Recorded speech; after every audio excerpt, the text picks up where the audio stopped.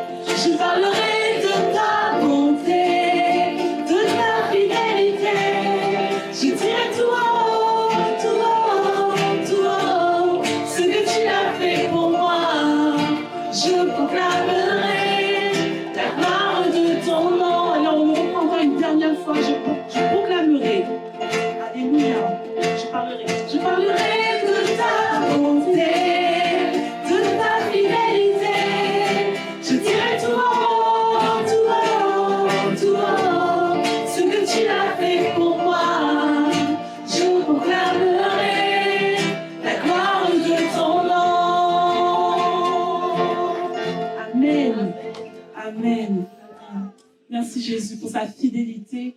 Merci pour sa bonté qui dure à toujours. Merci Seigneur. Le prochain chant dit Dieu de l'impossible. Pendant qu'on va justement entonner ce chant, qu'on puisse peut-être réaliser ce matin qu'il est ce Dieu de l'impossible, ce Dieu qui fait des miracles. Ce qu'il faisait dans la Bible, ce qu'on lit en fait tous les jours, il est capable encore de le faire aujourd'hui pour toi. Il n'a pas changé. Sa parole, elle est la même. Cette parole, en fait, elle s'applique à toi ce matin. Si tu as une situation impossible dans ta vie, sache qu'il est ce Dieu qui fait le miracle ce matin pour toi. Amen.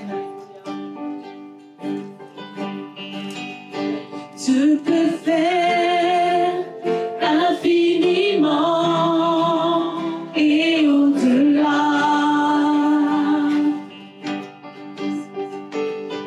Plus que tout ce que nous demandons, imaginons.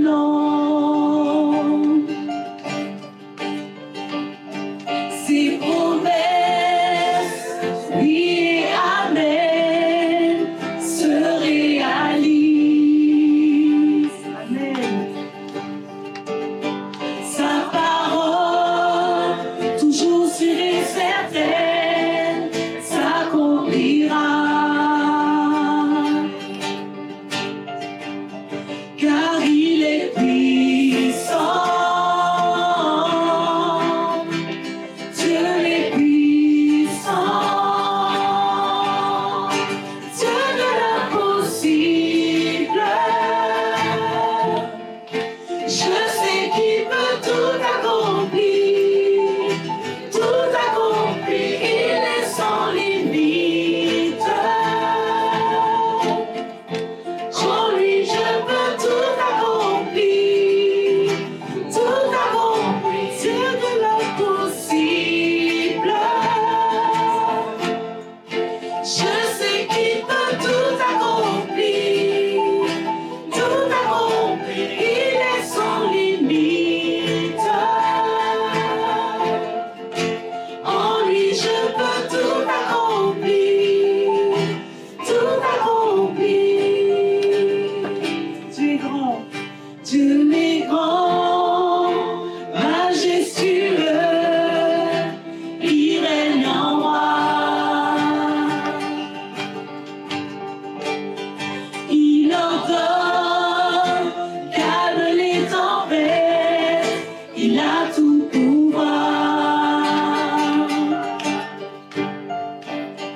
Par sa force incomparable, il nous soutient. À savoir, tout ce qui était mort vient à la vie. Amen. Car il est puissant.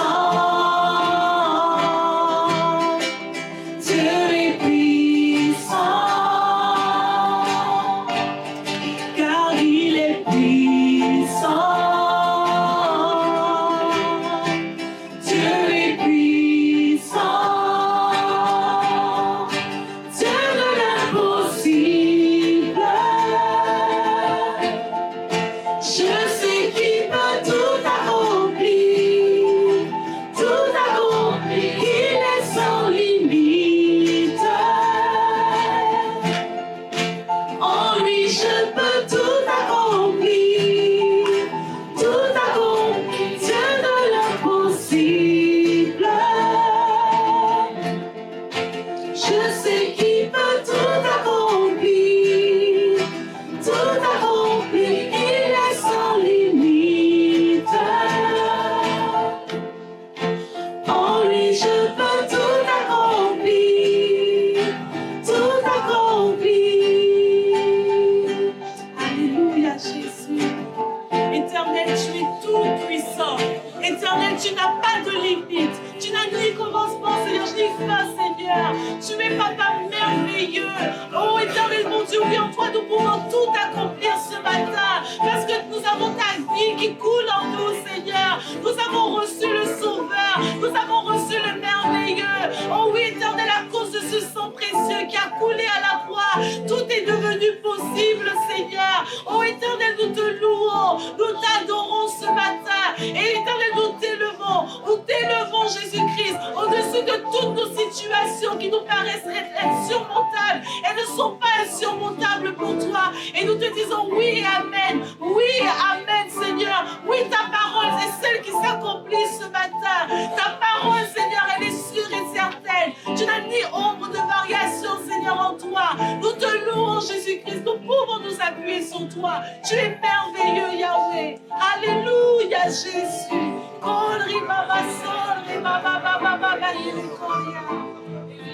Alléluia.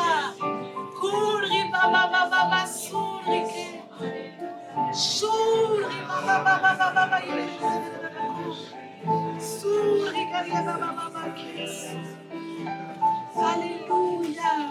Jésus, tu es merveilleux. Alléluia, tout puissant. À lui. À lui soit tout l'honneur, puissance et force, louange et gloire à jamais. À lui soit tout l'honneur, puissance et force, louange et gloire à jamais. À lui soit tout l'honneur, puissance et force, louange et gloire à jamais. À lui soit tout l'honneur, puissance et force, louange et gloire à jamais. Dieu de l'impossible, je sais qu'il peut tout accomplir, tout accomplir, il est sans limite. En lui je peux tout accomplir, tout accomplir. Amen. Alléluia Jésus. Amen. Jésus, nous te couronnons. Amen. Alléluia Jésus. Oh, Jésus, nous te couronnons ce matin. Alléluia Jésus. Si nous te couronnons ce matin, c'est parce que nous reconnaissons que tu es notre grand roi, Seigneur. Comme pouvait le dire le psalmiste Jésus, c'est vrai, tu es le maître de l'univers. Le maître de l'univers est avec nous. Le Dieu de Jacob est une forteresse pour nous. Alléluia Jésus. Et c'est pour cela que nous élevons nos voix ce matin vers toi. Nous élevons nos cœurs ce matin vers toi. Nous t'applaudissons, Papa Yahweh, ce matin. Alléluia, parce que tu es notre roi, Seigneur. Viens régner encore sur nos cœurs. Viens régner encore ce matin dans nos pensées. Alléluia, Jésus. Nous te couronnons, roi, Seigneur. Alléluia, Jésus. Alléluia.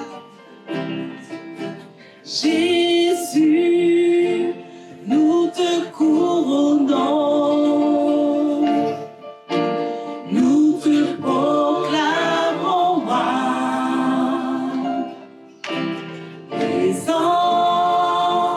au milieu de nous.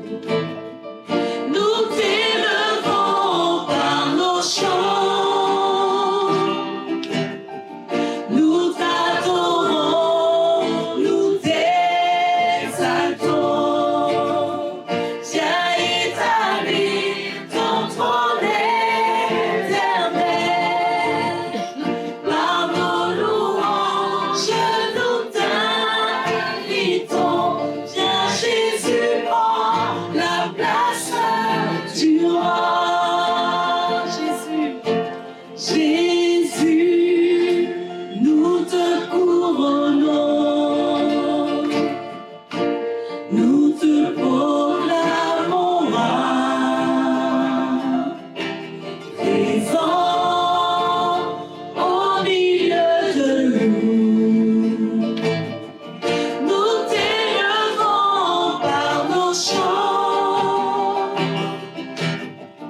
Nous t'adorons, nous t'exaltons. Viens établir ton trône éternel. Par nos louanges, nous t'invitons. Viens Jésus, prends la place du roi. Viens Jésus, prends la place du roi. Viens Jésus.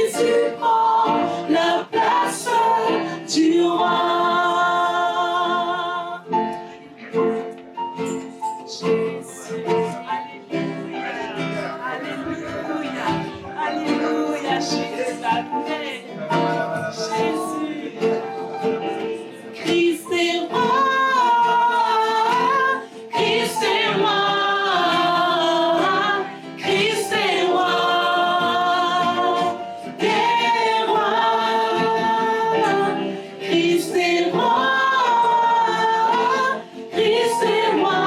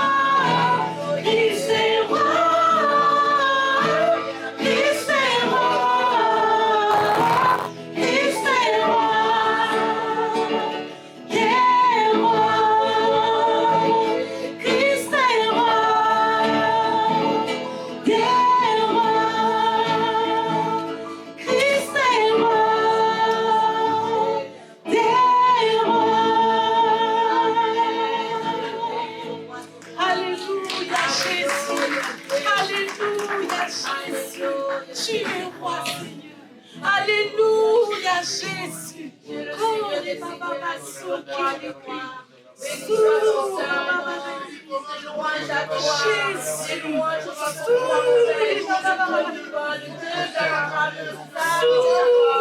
n'a jamais changé. Louange à toi, soyez le Dieu Jésus, de louange, ta portion de louange, soyez le soyez le Jésus.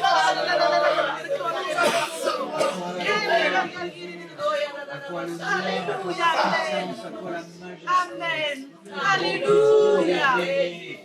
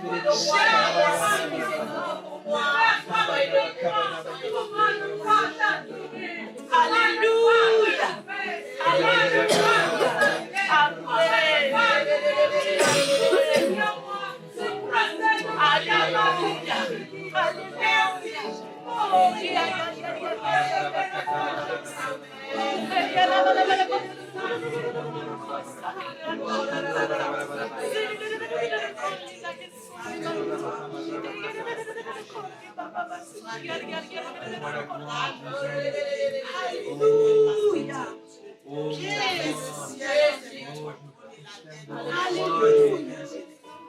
Moi qui étais la chose arrive, le commencement, et Seigneur mon Dieu, la fin, je suis ton peuple,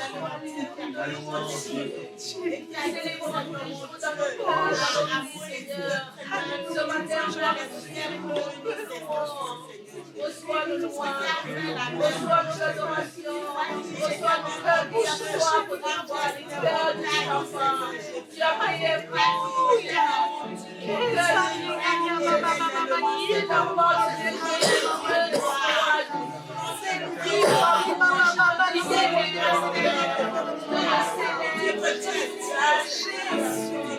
Alléluia. Alléluia, Jésus. Nous t'acclamons ce matin. Nous t'acclamons ce matin, Jésus.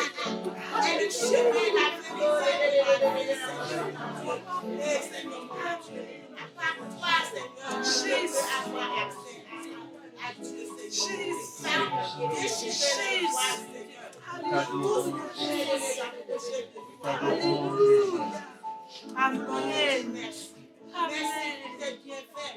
Merci pour le sang qui a coulé sur la croix. Qui nous a rachetés, qui nous a justifiés.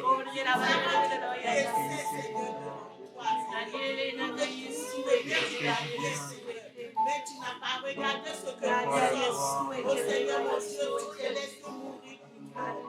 Que Seigneur mon Dieu, Père éternel, voulait que nous soyons Seigneur mon Dieu, juste. Et Seigneur mon Dieu, malade, nous soyons dépressés. Pécheurs, que nous soyons éternels. La gloire, Seigneur mon Dieu. Merci, Seigneur mon Dieu, pour tout tes bienfaits. Au nom de Jésus. Amen. Amen. Amen. Mon Père, je te remercie, Seigneur, parce que nous, on est chercher le péché. Souffle ton amour, vous me guéris, vous nettoyez le cœur, vous nettoyez mon sang, vous me guéris mon corps, vous me guéris ta gloire, vous me guéris, Seigneur, vous me donnez la joie. Que ton amour, Seigneur, vous allez le chercher, nous mourrons mauvais chemin, et jamais.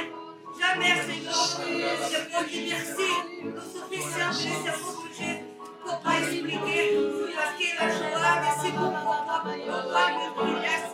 Je comme je suis, parce que j'ai vu la lumière, et c'est la lumière que je mets pour ma vie, Seigneur, parce que vous êtes, Seigneur, mon chemin, la vérité et la vie. Merci, Seigneur, pour te sauver, Seigneur. Merci, Père. Amen.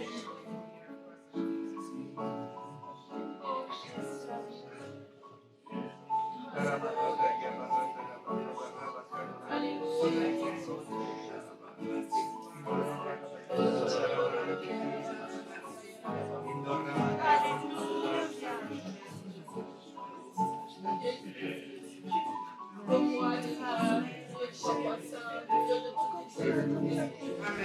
Alors, le Seigneur a mis sur mon cœur un message pour nous aujourd'hui, un message que j'ai eu l'occasion aussi de partager juste la semaine dernière, le dimanche dernier, sur l'église des Minimes. Mais comme on est une seule famille, le Seigneur a mis sur mon cœur de le partager avec vous aussi ce matin. Voilà, comme on le sait, c'est le premier culte de l'année 2024. Il faut qu'on apprenne à écrire maintenant 2024 quand on écrit des dates. Des fois, c'est automatique, on écrit 2023. On est en 2024, ça marque le changement d'année. Et presque tout le monde, vous serez d'accord avec moi, a célébré ce changement. On voit les fêtes, on voit les décors, on voit peut-être les comptes à rebours. Je ne sais pas si vous avez allumé la télé le premier. Souvent, les gens allument la télé et puis on voit à New York 5, 4, 3, 2, 1. Bon, voilà. Dans le monde entier, beaucoup de personnes célèbrent ce changement d'année. Pourquoi ? Tout simplement parce qu'il y a cette idée qui est profondément ancrée en nous qu'avec ce changement d'année, c'est comme un changement de cap, un changement d'époque, et il y a cet espoir d'un renouveau. Il y a cet espoir de plus, il y a cet espoir de changement, et donc on est heureux de célébrer ce changement d'année. Alors on dit 2023, c'est le passé. Alors nous, en tant que chrétiens, on est reconnaissants de ce que le Seigneur a fait en 2023, des bénédictions qu'il a fait, ce qu'il a apporté dans cette église, dans nos familles, etc. Mais on a les yeux tournés vers ce que Dieu va faire. On s'attend à de grandes choses parce qu'on a dit, on a chanté dans les chants, on a le Dieu de l'impossible, le Dieu qui est capable de faire bien au-delà de ce que nous pensons ou demandons. Amen. Donc, on s'attend à de grandes choses de la part de Dieu. Donc, on est dans la joie. Et on sait, et cette idée de renouveau, cette idée de démarrage, cette idée de joie et de marquer la nouvelle année, elle est biblique en fait.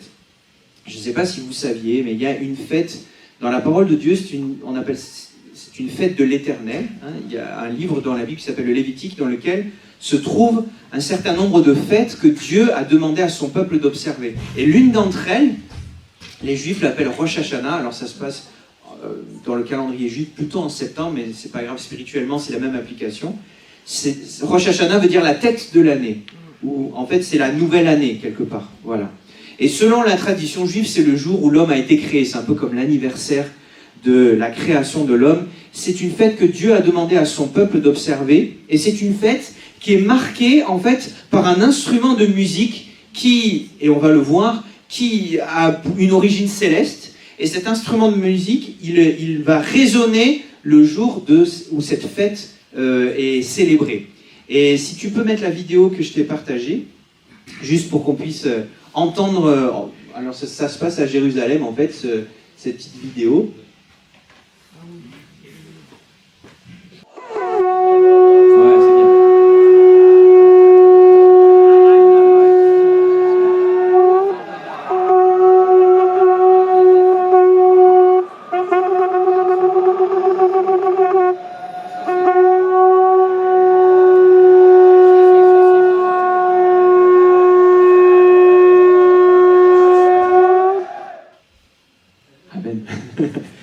Ce son, tu peux arrêter.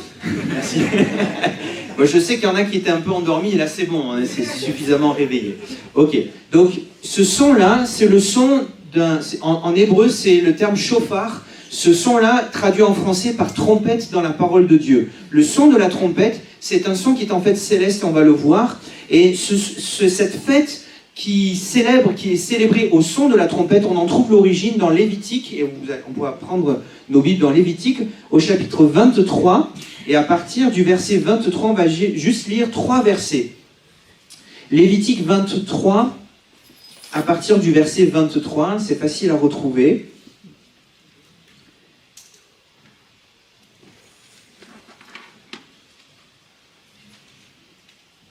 L'Éternel parla à Moïse et dit, « Parle aux enfants d'Israël et dis, le 7e mois, le 1er jour du mois, vous aurez un jour de repos, publié au son des trompettes et une sainte convocation.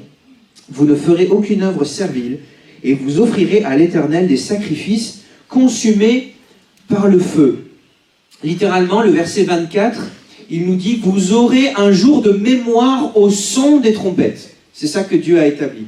Un jour de mémoire au son des trompettes. Et si Dieu a commandé à son peuple de célébrer un jour de souvenir du son de la trompette, c'est que le son de la trompette va communiquer un message qu'il est important que le peuple retienne. Vous êtes d'accord? Dieu ne fait pas les choses par hasard, c'est pas juste pour le folklore. Dieu va nous donner, au travers de ce son de la trompette, un message qui est important que nous puissions acquérir, nous en tant qu'Église de Dieu, parce que nous sommes un peuple qui veut plaire à Dieu. Amen. Vous avez le droit de dire Amen de temps en temps. Ne vous inquiétez pas, ça ne va pas me déranger dans la prédication. Voilà.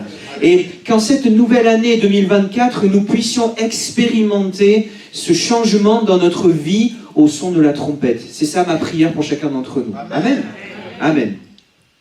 Alors, le son de la trompette, il nous communique un message qui est important. Et on va voir trois points précis de ce que la trompette communique pour nous aujourd'hui.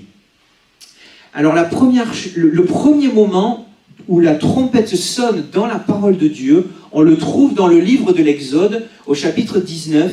Et alors il y a tout un passage à partir du chapitre 19 et chapitre 20. Nous, on va lire à partir du verset 18. Mais le temps que vous puissiez trouver le passage, Exode 19, verset 18, pour situer le contexte, le peuple de Dieu, les Israélites, en fait, ont été libérés de l'Égypte. Ils étaient sous l'oppression de Pharaon, ils étaient dans les liens de la servitude, et Dieu a suscité un sauveur en la personne de Moïse. Il a envoyé Moïse pour être son représentant et sortir le peuple de l'esclavage et l'amener dans le pays qui est promis, le pays promis. Maintenant, le peuple de Dieu, à ce moment-là de l'histoire, il n'a connu Dieu qu'au travers de signes que Dieu a montrés. Donc voilà, il y a eu la mer Rouge qui s'est ouverte, il y a eu toutes les plaies d'Égypte, etc. Mais il s'est aussi révélé au travers de la bouche du prophète, de Moïse, voilà, de Aaron. Mais le peuple de Dieu n'a jamais eu de contact personnel avec Dieu. Et ce moment qu'on va lire, c'est le moment qui marque la rencontre individuelle, en fait, entre Dieu et son peuple. Auparavant, ils avaient entendu parler de lui, et là, il y avait une révélation. Et on va lire donc au verset 18 de Exode 19, 18, il est écrit « La montagne de Sinaï était toute en fumée parce que l'Éternel y était descendu au milieu du feu. Cette fumée s'élevait comme la fumée d'une fournaise et toute la montagne tremblait avec violence. Le son de la trompette retentissait de plus en plus fortement. Moïse parlait et Dieu lui répondait à haute voix. Et donc, je répète, le son de la trompette ou le son du chauffard retentissait de plus en plus fortement. À ce moment-là, donc, il y a la rencontre entre Dieu et son peuple. Et alors que Dieu descend, Dieu se manifeste devant son peuple, il y a un son qui vient du ciel, en fait. Il n'y a pas des joueurs de trompette parmi les Israélites à ce moment-là. Il y a un son qui vient du ciel, c'est le son de la trompette. Et le son devient de plus en plus fort à mesure que la présence de Dieu se fait de plus en plus intense dans ce moment-là. Et donc, c'est à ce moment-là que le peuple de Dieu va recevoir les 10 paroles ou les 10 commandements. C'est juste après. Alors, je ne sais pas si si on se fait comme un petit défi, est-ce qu'on est capable de se rappeler des 10 commandements que Dieu a donnés à son peuple pour se réveiller ce matin? C'était quoi le premier? Allez. Vous vous rappelez? Non, c'est pas aimez-vous les uns les autres. Le premier, je suis l'Éternel ton Dieu. Vous vous rappelez? Je suis l'Éternel ton Dieu. C'est la première chose. Tu m'appartiens. C'est important. Tu n'auras pas d'autre Dieu devant ma face. Ensuite, il y avait quoi? Tu ne te feras pas d'image taillée ou d'idole. Ok? Ensuite, voilà, on ne se prosterne point devant les idoles. On ne prendra pas le nom de l'Éternel en vain. Vous vous rappelez? Souviens-toi du jour du repos pour le sanctifier. Et puis ensuite, il y a tous ces commandements qui sont dans les relations entre les hommes. Honore ton père et ta mère afin que tes jours se prolongent. C'est bien ce commandement, surtout en 2024. Honore ton père et ta mère, c'est important. Tu ne commettras pas de meurtre, tu ne commettras pas d'adultère, tu ne commettras pas de vol, tu ne porteras pas de faux témoignages contre ton prochain, et tu ne convoiteras pas tout ce qui se trouve dans la maison de ton prochain, que ce soit ses serviteurs, servantes, bœuf, âne, son épouse, tout ce que tu veux, tu convoiteras rien de ce qui appartient à ton prochain. Ça, ce sont les règles, les 10 paroles que Dieu a données à ce moment-là à son peuple. Et Dieu les a données, il y avait ce son de la trompette. La première fonction de la trompette, on retient, la première fonction, c'est de nous avertir. Il y a un avertissement. Parce que la Bible nous dit que juste après, vous voyez, le peuple a entendu ces paroles, il y avait le tonnerre, les éclairs, il y avait le son de la trompette qui se faisait de plus en plus fort, et le peuple, il nous est dit qu'à ce moment-là, il a tremblé de peur. Il a eu peur. Il a tremblé de peur. En fait, ce peuple, il venait d'avoir une révélation de toute la grandeur, de toute la majesté et de toute la sainteté de Dieu. Et alors, devant cette révélation, eh bien, en fait, ils se sont mis à trembler de peur. Et Dieu a commandé, vous voyez, c'était la première fois qu'ils avaient entendu le son de la trompette, c'est à ce moment-là, et Dieu a commandé à son peuple un jour de souvenir, un jour de mémoire du son de la trompette. Autrement dit, Dieu voulait que son peuple se rappelle de ce moment marquant, ce moment de la première rencontre avec Dieu. Je ne sais pas comment vous avez rencontré Dieu, vous personnellement.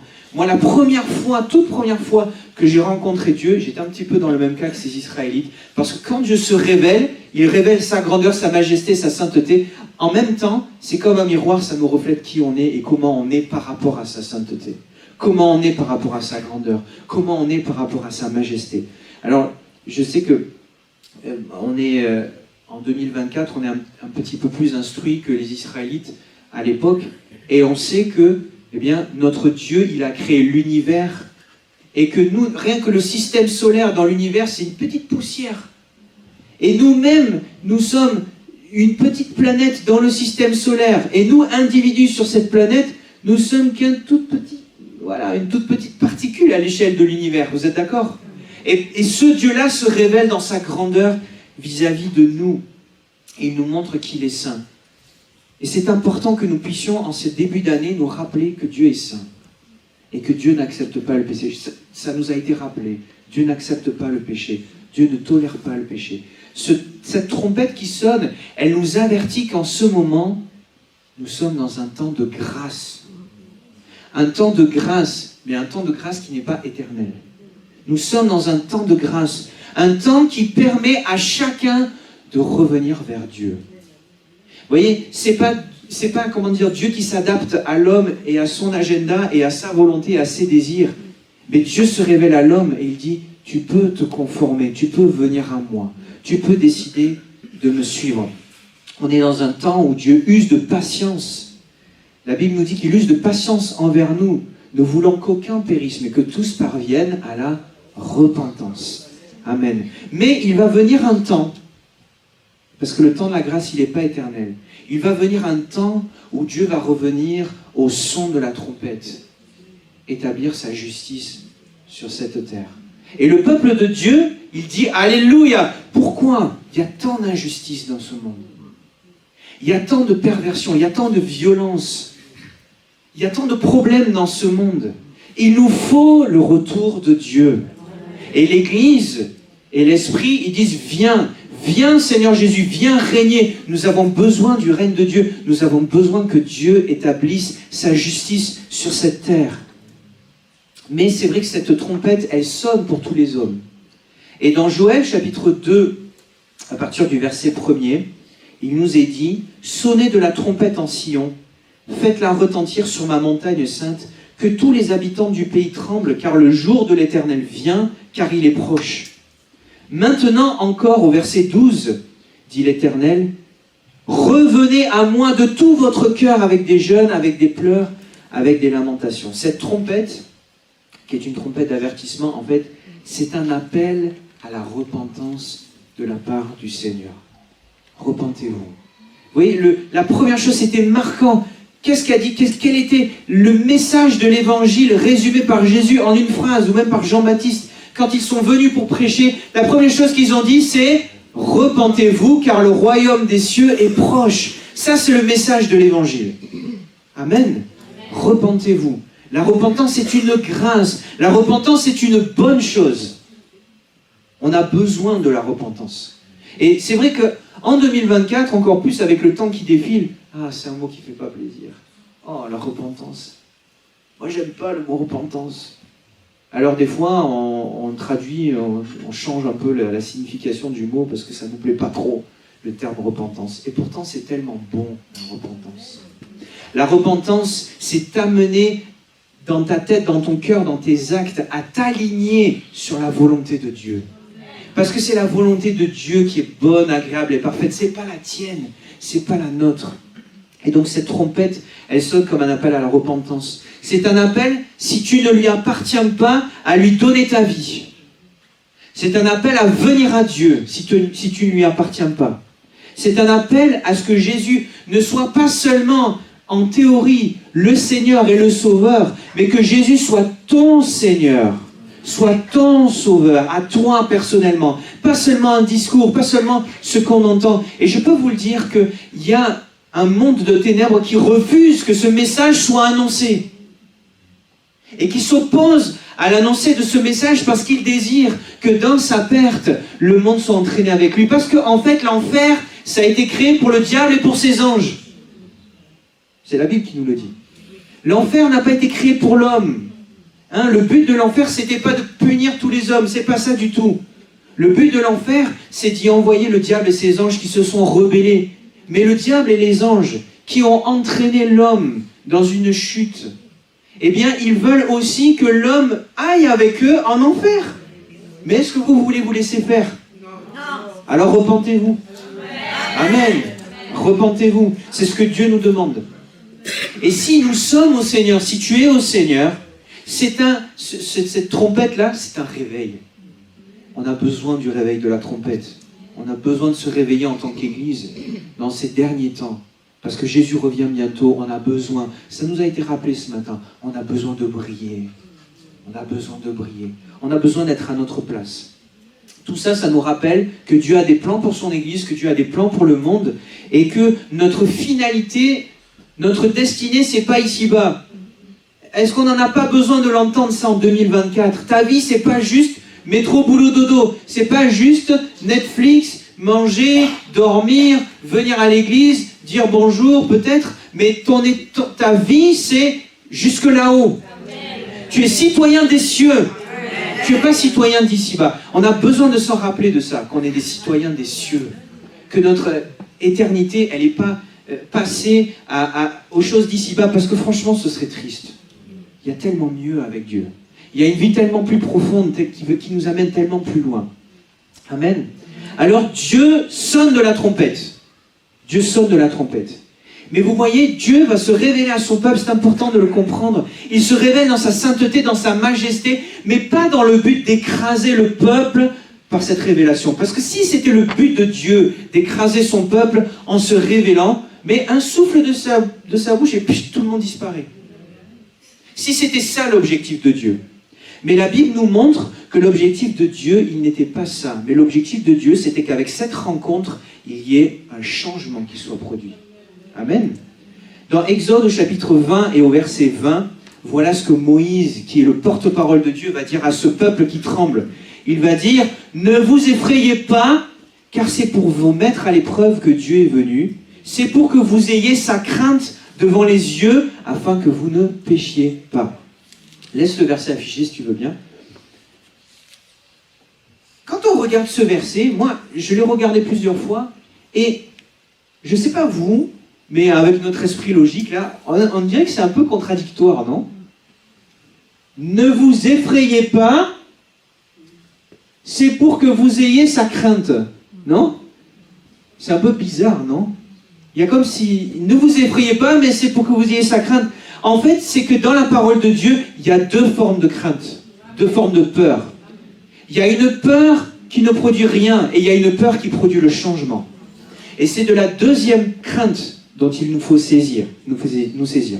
La première crainte, c'est la peur de la mort, la peur du jugement, la peur de l'enfer à cause du péché. Si ça s'arrête là, ça ne produit rien dans ta vie. La Bible nous dit que l'homme était esclave du diable à cause de la peur de la mort.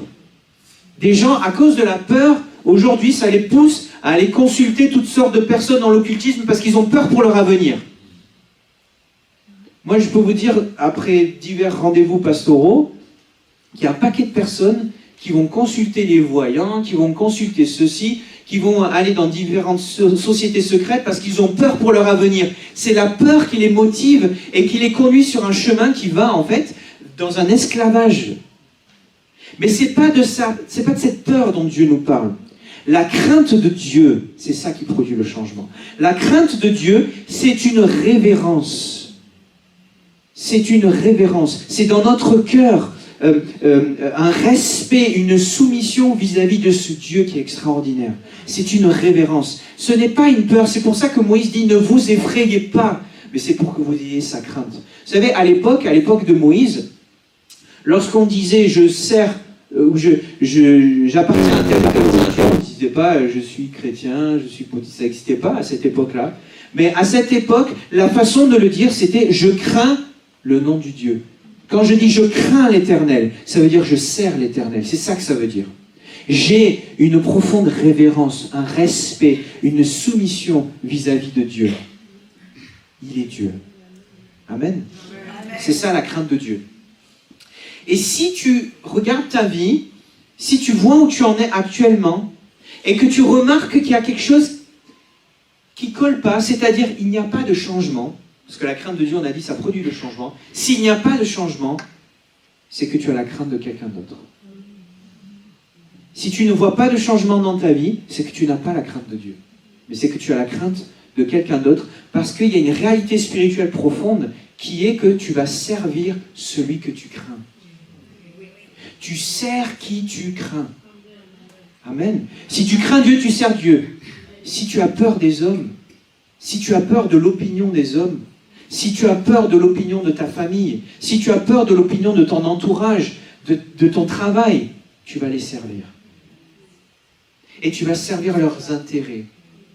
Mais si tu as la crainte de Dieu, alors tu vas servir Dieu. Et c'est ça qui est important. Amen. C'est la crainte de Dieu qui nous différencie des gens du dehors. C'est pas à mettre le poisson sur la voiture.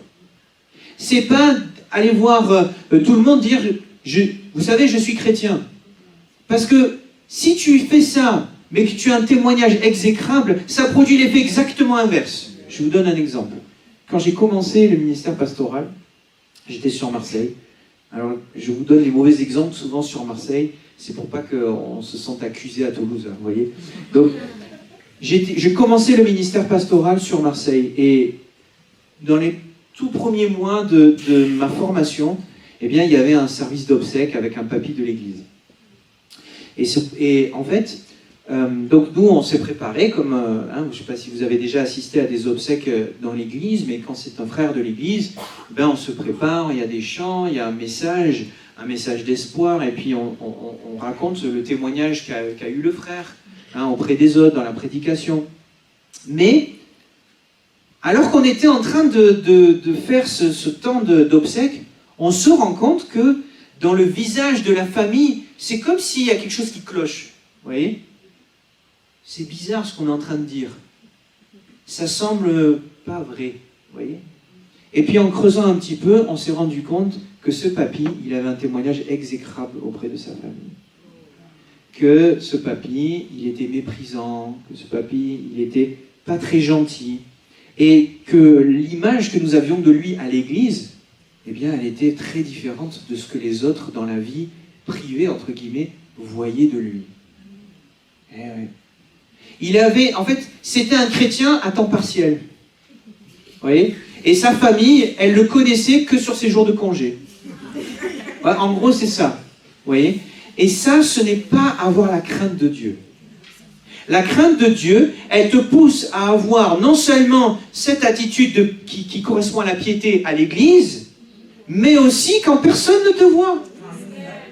Aussi au dehors, aussi vis-à-vis de ton mari, vis-à-vis de ta femme.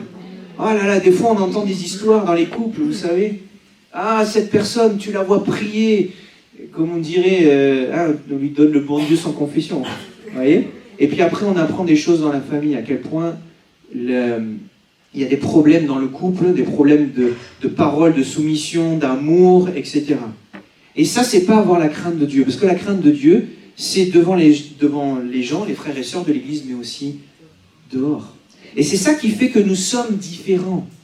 Ce qui fait que nous sommes différents, c'est pas d'avoir l'étiquette Jésus, mais c'est de nous comporter avec la crainte de Dieu. Amen. Et bien qu'en 2024, tous, que ce soit nos familles, nos collègues de travail, notre entourage, nos frères, nos sœurs, nos amis, que tous puissent attester que nous avons véritablement la crainte de Dieu. Amen. Que nous puissions être connus pour notre crainte de Dieu. Cette crainte qui montre la différence, qui montre le changement, qui montre que nous ne sommes pas comme les autres, mais que nous appartenons au roi des rois. C'est que comme ça que nous pouvons être le sel de la terre et la lumière du monde. Si tu te comportes comme le monde, c'est le sel qui perd sa saveur. Ça n'a aucun intérêt. Le sel qui n'a pas de saveur, la Bible dit, on le jette. Ça n'a pas d'intérêt. Mais que nous puissions être connus pour notre crainte de Dieu. Par exemple, je vous donne des domaines un peu pratiques. Vous aimez les choses pratiques? Par exemple, dans le domaine de l'honnêteté, au niveau des impôts, quand on fait la déclaration des choses qu'on perçoit, est-ce que tout est bien déclaré? Est-ce qu'on ne fait pas des choses non déclarées? Vous voyez, par exemple. Aussi, dans ce domaine de l'honnêteté, eh bien, pas de demi-vérité. Vous savez, les demi-vérités, c'est comme des mensonges, en fait. C'est tu dis la partie qui t'arrange et tu omets de dire le reste. Ça s'apparente à un mensonge. Que nous puissions assumer nos erreurs quand nous sommes pris en défaut. Dans le domaine de l'amour et de la soumission, entre mari et femme, entre enfants et parents, entre petits-enfants et grands-parents, que nous puissions manifester la crainte de Dieu, entre serviteurs et responsables. C'est important. Amen. Vous êtes dites-moi amen, je trouve, là. Quand ça devient pratique, on est un peu moins. De manière générale, dans le domaine du péché, ne pas minimiser le péché. Ne pas minimiser les addictions. Ne pas mettre de côté ce qui ne m'arrange pas. Avoir la crainte de Dieu, c'est décider que même si ça ne me plaît pas, je décide de lui obéir plutôt que à ce que je pense. Amen.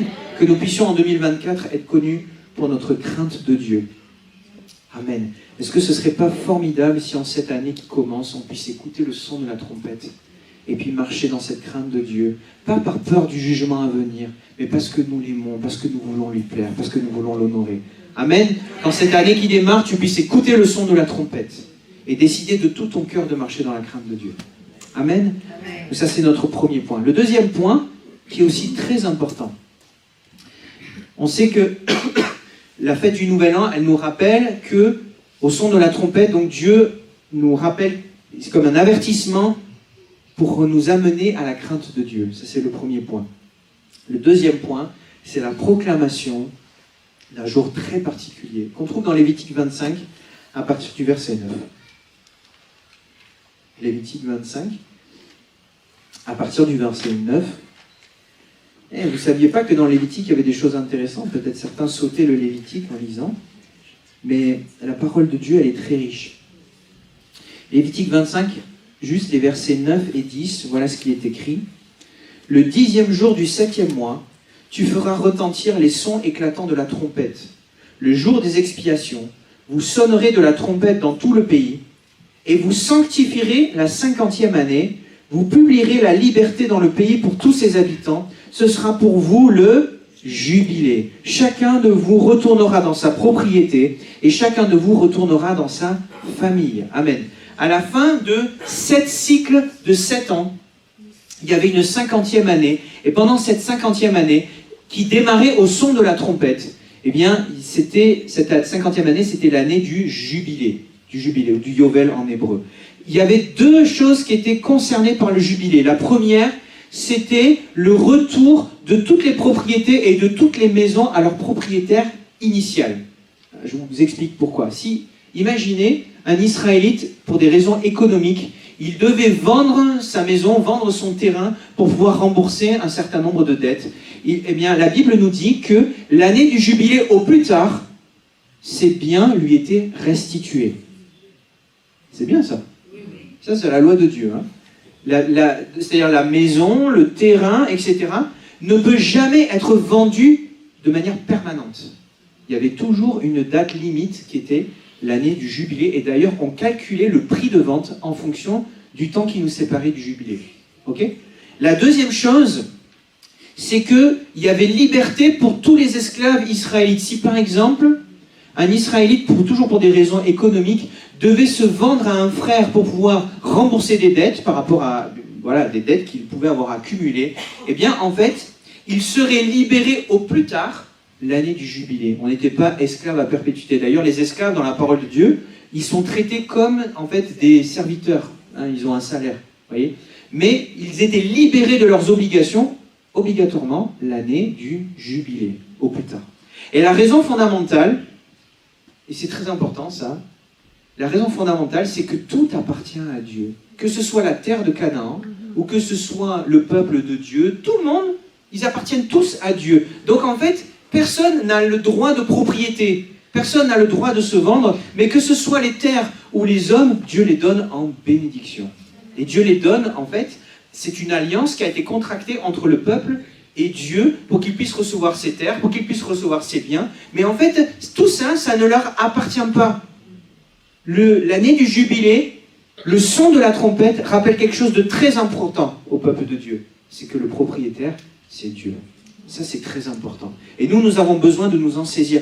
Parce que l'année du jubilé, elle nous concerne aussi en tant que chrétiens. Ça ne concerne pas juste les juifs de l'Antiquité. Ça concerne les chrétiens aujourd'hui, en 2024. Lorsque Jésus est venu, dans Luc 4, versets 18 et 19, voilà ce que Jésus a dit. Il a donné sa mission. Il a cité un passage de l'Ancien Testament, de Ésaïe, en disant « L'Esprit du Seigneur est sur moi parce qu'il m'a oint pour annoncer une bonne nouvelle aux pauvres. Il m'a envoyé pour guérir ceux qui ont le cœur brisé, pour proclamer aux captifs la délivrance et aux aveugles le recouvrement de la vue, pour renvoyer libres les opprimés. » Verset 19, pour publier une année de grâce ou une année de jubilé du Seigneur. Amen. Ce qui veut dire que Jésus est celui qui sonne de la trompette pour proclamer le jubilé pour nous. Amen. Qu'est-ce que ça veut dire pour nous? Dieu est notre Rédempteur. Il est celui qui nous rachète des ténèbres. Il devient notre propriétaire. Par conséquent, ça veut dire que nous sommes libérés de l'esclavage du péché, de l'esclavage du diable, et celui qui est notre propriétaire, c'est Dieu. C'est ça que ça veut dire. Dieu est notre Rédempteur. Et nous disons Alléluia, comme dit le frère, parce que si Dieu est mon propriétaire, c'est tellement bon. Autrefois, nous étions des ténèbres. Autrefois, nous avions pour roi le diable.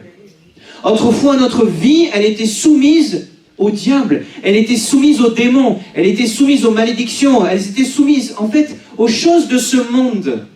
Nous étions sans Christ, nous étions sans Dieu, sans espérance. On était dans les ténèbres. On ne voyait rien dans les ténèbres. Tout ce qui passe devant nous, on trébuche et on tombe. C'est ça, les ténèbres. Mais Jésus nous a rachetés des ténèbres. Il est venu sur le bois de la croix mourir. Il est venu payer par son sang le prix du rachat de nos âmes. Et nous lui appartenons.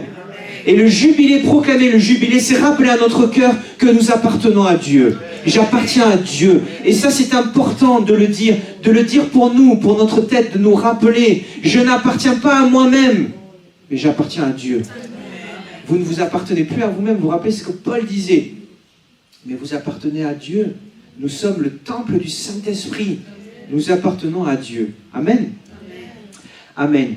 Dieu est notre Rédempteur et la trompette vient nous rappeler que nous appartenons à lui. Alléluia.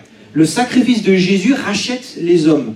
Mais maintenant, il y a des bénéfices à cette rédemption. La liberté par rapport au péché, la liberté par rapport aux addictions, la liberté par rapport aux mauvais esprits, aux malédictions, la liberté par rapport à tout en fait. La liberté, et puis il y a un héritage spirituel qui nous est accordé, un Canaan spirituel, des bénédictions de Dieu pour notre vie d'ici-bas, dans une certaine mesure, et pour notre vie après, dans l'au-delà. On a un héritage spirituel. On n'est pas des pauvres, en fait. Alors pourquoi est-ce que tu te comportes comme un mendiant spirituel quand tu es fils du roi des rois et que Christ t'a racheté et qu'il t'a accordé toutes ces choses? Pourquoi est-ce que lorsque nous prions, nous sommes comme en train de mendier peut-être des bénédictions de Dieu, alors qu'en fait, Dieu nous les a déjà acquises? Amen. Nous sommes enfants du roi des rois. Amen. Mais pour l'expérimenter, c'est important, il nous faut le proclamer. On va le voir. Dans Josué au chapitre 6 et au verset 2, Josué chapitre 6, verset 2, va nous raconter un passage très important pour nous, puisque on sait que devant cet héritage, devant cette liberté qui est à nous, il y a des ennemis qui s'opposent. Et Josué nous raconte comment le peuple de Dieu prend possession de son héritage alors qu'il y a des ennemis qui s'opposent. Et le premier ennemi qui se dresse entre eux et Canaan, c'est Jéricho. Et donc voilà ce que dit Dieu. Il donne une stratégie à Josué pour vaincre l'ennemi à Jéricho. Il dit: vois, je livre entre tes mains Jéricho et son roi, ses vaillants soldats. Faites le tour de la ville, vous tous les hommes de guerre. Faites une fois le tour de la ville. Tu feras ainsi pendant 6 jours. 7 sacrificateurs porteront devant l'arche 7 trompettes retentissantes. Le 7e jour, vous ferez 7 fois le tour de la ville, et les sacrificateurs sonneront des trompettes. Quand ils sonneront de la corne retentissante, quand vous entendrez le son de la trompette, tout le peuple poussera de grands cris. Alors la muraille de la ville s'écroulera, et le peuple montera chacun devant soi. Amen. Dans ce passage, alors nous on n'est pas on lit pas la Bible en hébreu, mais dans ce passage, le mot trompette retentissante, les mots qui sont utilisés, ils sont très précis. C'est exactement le même mot que la trompette du jubilé. C'est important ça. Pourquoi? Parce que Dieu demande à son peuple, de sonner la trompette du jubilé pour prendre possession de l'héritage qui lui revient. Vous voyez, il dit, toi et les hommes de guerre, il ne dit pas, vous allez construire, un strapontin, vous allez construire des choses pour casser les murailles, vous allez lancer des flèches. Non, il ne dit pas ça. Toi et les hommes de guerre, il dit, vous allez faire le tour de la muraille et vous allez sonner de la trompette, et au 7e jour, les murailles vont s'écrouler. Je ne sais pas vous, mais moi c'est fou, humainement parlant, non? Mais pourquoi est-ce que ça fonctionne? Ça fonctionne parce que Dieu est en train de dire, même si tu vois en face de toi les murailles de Jéricho, même si tu vois en face de toi les géants, même si tu vois en face de toi toute la stratégie de l'ennemi, tous les plans de l'ennemi, si tu proclames le jubilé, tu as la victoire. Pourquoi? Dieu a dit, vois, je livre entre tes mains. C'est fait, je livre entre tes mains cette ville, ce territoire, il est à toi, je l'ai acquis pour toi. Ce qui veut dire que le son de la trompette rappelle que l'héritage est déjà au peuple. Et ça, c'est important, de savoir que c'est déjà à nous. Vous savez, on n'est pas en train d'acquérir les promesses de Dieu à force de nos efforts, à force de notre piété, à force de, de notre bonne volonté. Non, Christ les a déjà acquises pour nous. C'est déjà à nous. Et lorsque nous proclamons la vérité de la parole de Dieu, comme la trompette qui sonne, la trompette du jubilé, nous nous saisissons de ces vérités de Dieu et nous pouvons les expérimenter dans nos vies. Pourquoi? Parce que devant la vérité de la parole, l'ennemi ne peut que fuir. Tout ce qui se dresse entre toi et l'héritage de Dieu, ça s'en va dans le nom de Jésus. Pourquoi? Parce qu'il est déjà vainqueur. Et nous combattons un ennemi qui est déjà vaincu. Amen. Mais ça, c'est bon de le savoir. C'est très différent d'aller à la bataille en pensant que je dois affronter un ennemi qui s'oppose à moi, qui a son épée comme ça, il fait les combats contre moi. Non, je m'oppose bien sûr au diable, je m'oppose aux puissances de ténèbres, je m'oppose à tout ce système du monde qui est là, mais ce système-là, ce royaume-là a été vaincu déjà par Christ. Et ça, les démons ne veulent pas que tu le saches. Ils ne veulent pas que tu le saches. Parce que si tu le sais, c'est la défaite pour eux. Tu es enfant de lumière. Et la lumière, elle chasse les ténèbres. Vous voyez, c'est fini le temps où c'est les démons qui te font peur et qui te chassent. Mais c'est le moment où c'est toi qui les chasses. Parce que Christ a déjà remporté la victoire pour toi.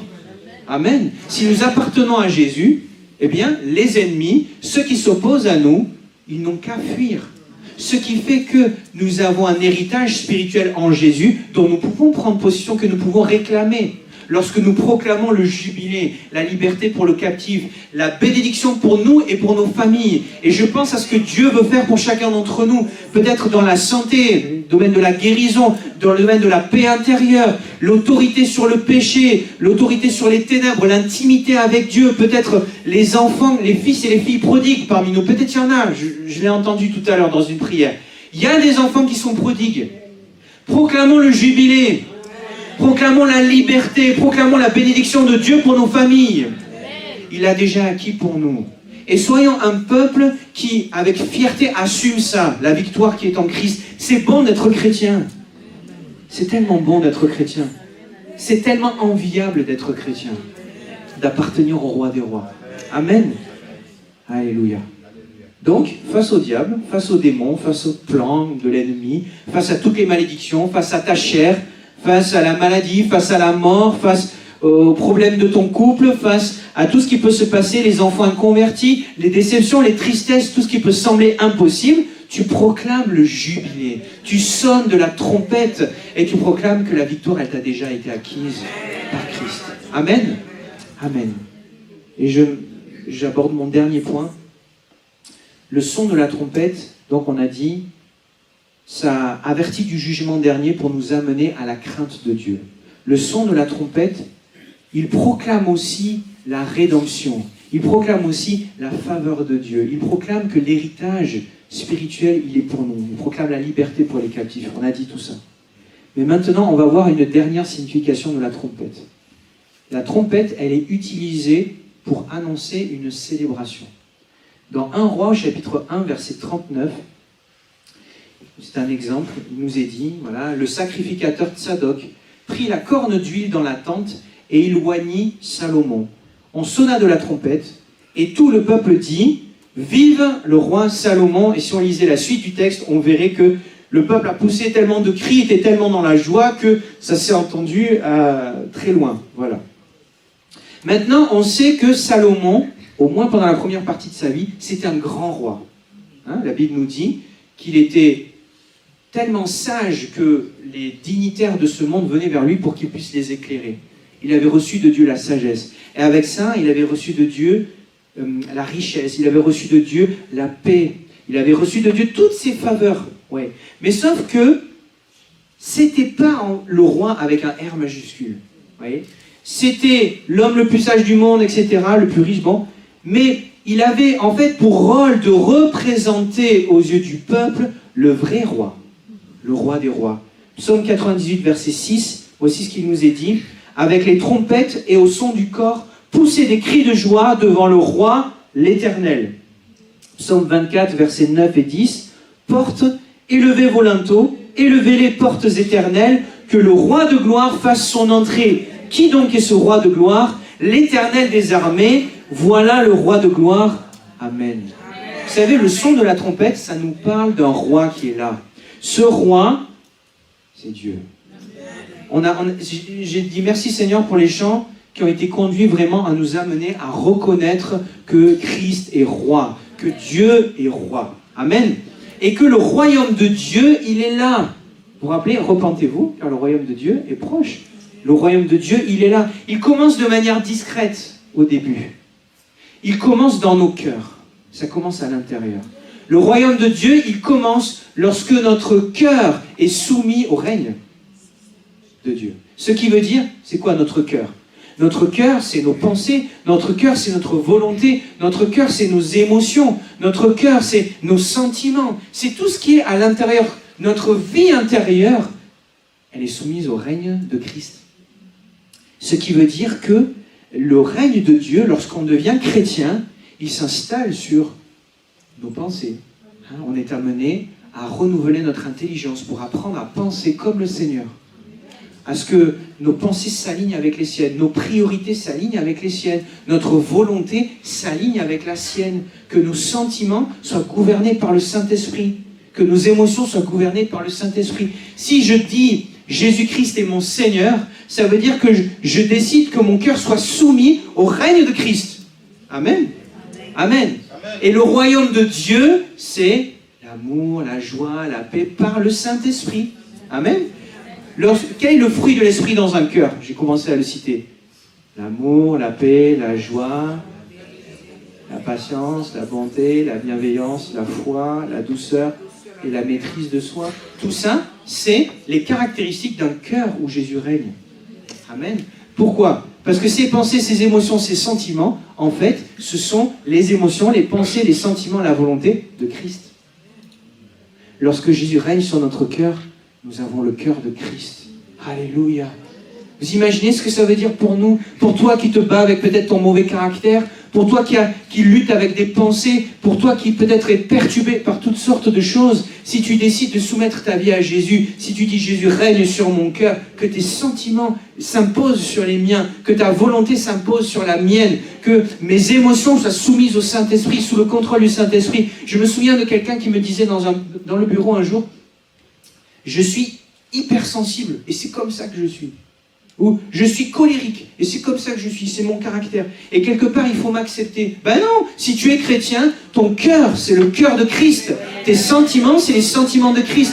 Et donc, les sentiments de Christ s'imposent sur les tiens. Et tu as la victoire dans ces domaines. Ce n'est pas ta définition. Et c'est le moment de se distancer de ces choses. On pensait que c'était notre nature, mais en fait, c'est pas notre nature. Notre nature, c'est la nature de Christ. Amen. Amen. Mais maintenant, le son de la trompette, il nous annonce non seulement le règne de Dieu dans notre cœur, mais il nous annonce que Jésus vient pour régner de manière visible, de manière totale. Quand on prie que ton règne vienne, Matthieu 6,10, que ton règne vienne, que ta volonté soit faite sur la terre comme elle l'est dans le ciel, en fait, on est en train de dire, Jésus, tu règnes de manière absolue dans le ciel, mais on veut que ton règne s'installe sur cette terre. Vous savez, il n'y a rien de mieux pour notre monde que Jésus règne. Nous avons besoin du règne de Dieu dans nos cœurs. Tu as besoin du règne de Dieu dans ton cœur. La cause de tous nos problèmes, c'est quand l'homme a décidé que Dieu ne règne plus sur son cœur. Quand le diable l'a tenté, il a dit « Vous serez vous-même des dieux ». Et on voit les catastrophes que ça a donné. Et lorsqu'on avance avec notre expérience, peut-être, on se rend compte que par nous-mêmes, nous faisons de mauvais choix. Mais si Dieu régnait sur tous les cœurs de Toulouse-Est, il n'y aurait plus de disputes. Hein? Il n'y aurait plus de critiques. Il n'y aurait plus de problèmes. Tout irait tout le temps bien. Amen. Si dans ce quartier, Jésus régnait dans chacun des cœurs, mais ce serait le paradis sur terre. Si dans cette ville, Jésus régnait dans tous les cœurs, mais qu'est-ce que ce serait extraordinaire. Et nous avons besoin de prier, Seigneur, que ton règne vienne, que ton règne s'établisse sur cette terre comme dans le ciel. Amen. Le règne de Dieu, c'est bon. Amen. Si Jésus régnait dans chacun de nos cœurs, ce serait la défaite absolue de l'ennemi. Il n'y aurait plus de violence, il n'y aurait plus d'injustice, il n'y aurait plus de critique, il n'y aurait plus de problèmes dans notre monde. La corruption et le péché, ça n'existerait plus, en fait. Vous voyez ? Mais maintenant, Jésus annonce au son de la trompette qu'il va venir pour établir son règne véritable, absolu. Un jour, Jésus va venir et tous les ennemis du peuple de Dieu, ils vont être éliminés. Tous les ennemis du peuple de Dieu, le diable, les démons, les puissances de ténèbres qui s'opposent à nous, mais aussi tous les hommes qui auront refusé de se soumettre à Dieu. Tous, ils seront éliminés. Alors, la Bible nous dit qu'il va créer de nouveaux cieux. Il va créer une nouvelle terre. Un endroit où la corruption du péché, ça n'existera plus. Un endroit où il n'y aura plus de maladie, où il n'y aura plus de deuil, où il n'y aura plus de souffrance, où il n'y aura plus de peine, où il n'y aura plus de divorce, où il n'y aura plus d'enfants prodigues, où il n'y aura plus de meurtre, où il n'y aura plus de viol, il n'y aura plus toutes ces choses. Ce sera des nouveaux cieux et une nouvelle terre où Jésus-Christ va régner. Il va venir au son de la trompette. Un lieu extraordinaire où nous serons dans une telle intimité avec Dieu. Ici-bas, quand on passe un temps de louange comme ce matin, on sent la présence de Dieu, on est touché, on est ému, mais c'est qu'une goutte de ce que nous allons vivre après.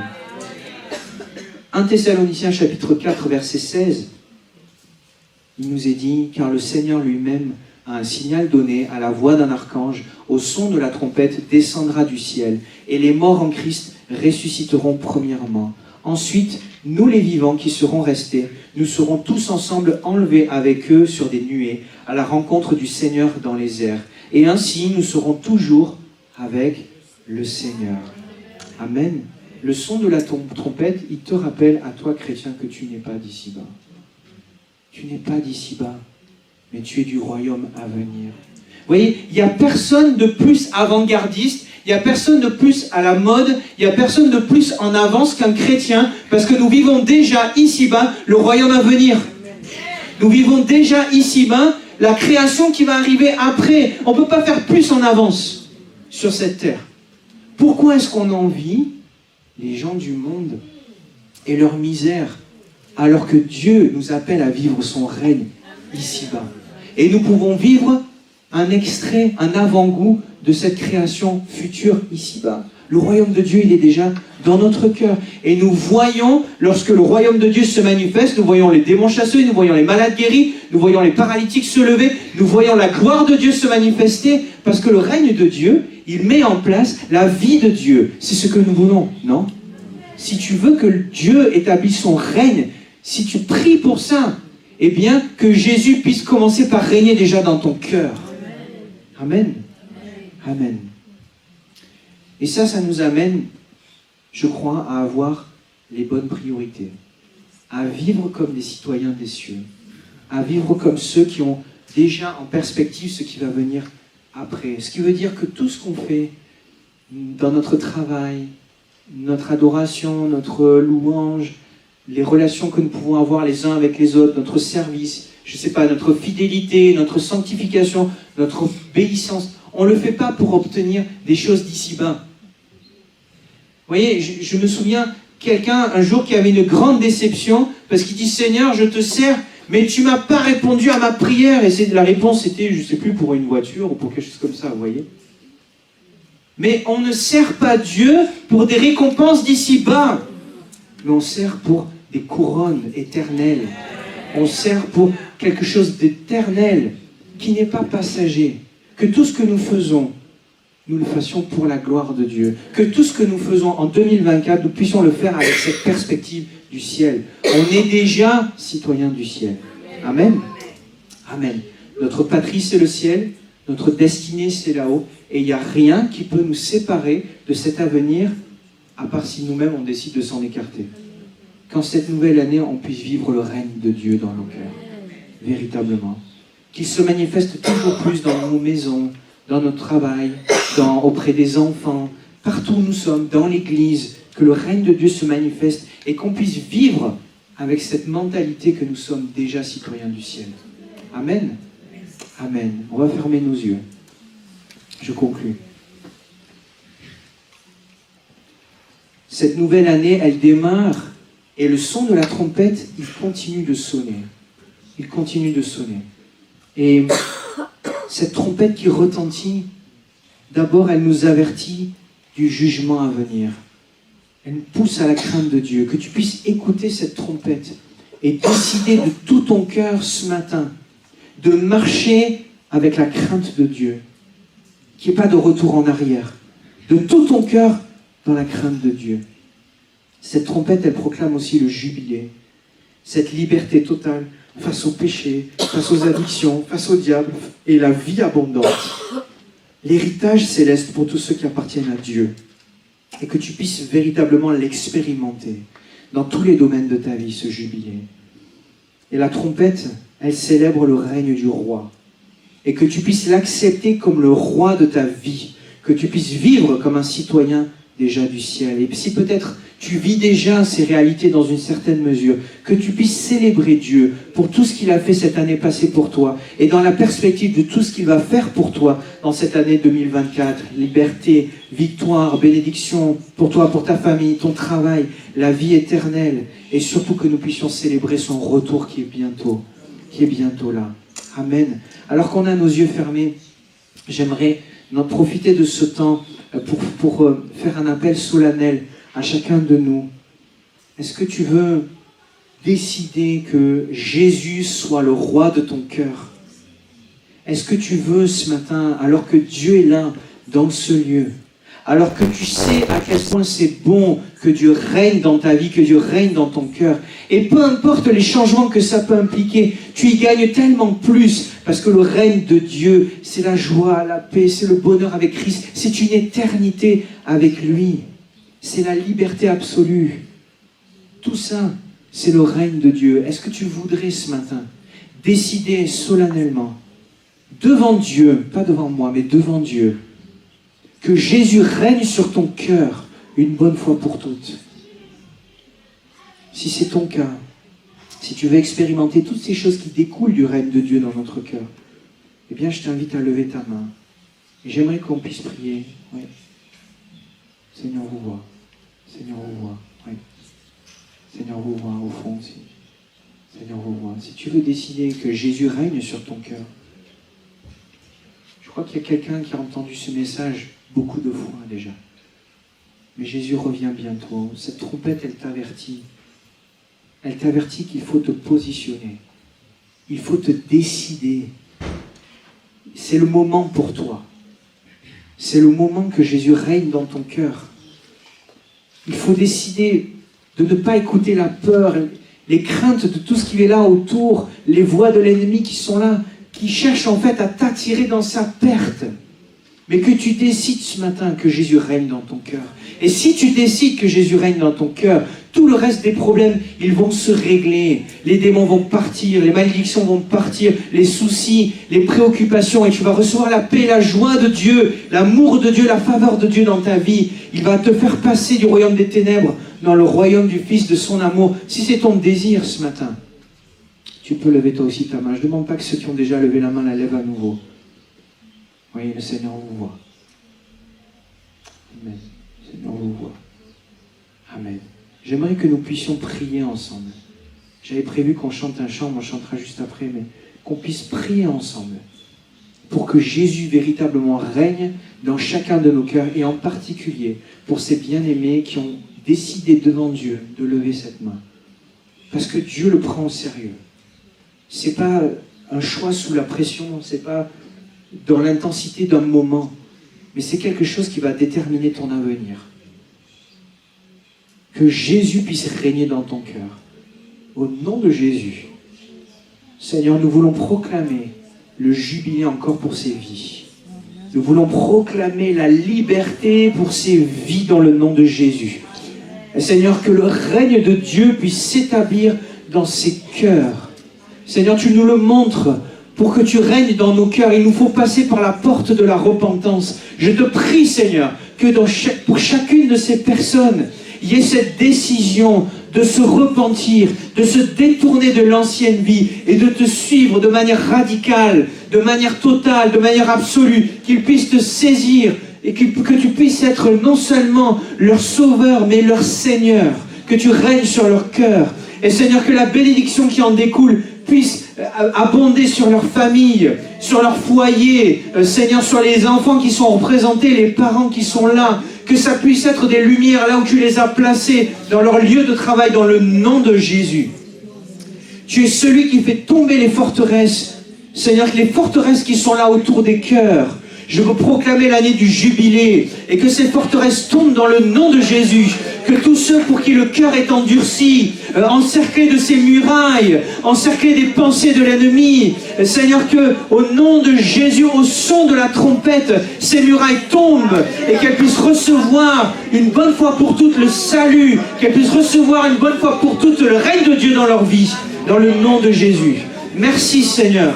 Parce que tu es le Dieu qui nous libère, tu es le Dieu qui nous aime. Merci pour tout ce que tu vas faire dans chacune de ces vies. Je te prie de bénir particulièrement Toulouse-Est, de bénir cette église. Tu bénis chacun des membres de l'église. Tu bénis les frères et sœurs qui sont là et qui servent dans cette église. Seigneur, je veux proclamer sur leur vie ton jubilé aussi. Seigneur, tu vois leurs défis, tu vois leurs combats. Dans le nom de Jésus, oh Seigneur, tu accordes, tu bénis parce qu'ils t'appartiennent, parce qu'ils te servent dans le nom de Jésus. Merci de te glorifier dans chacune des vies.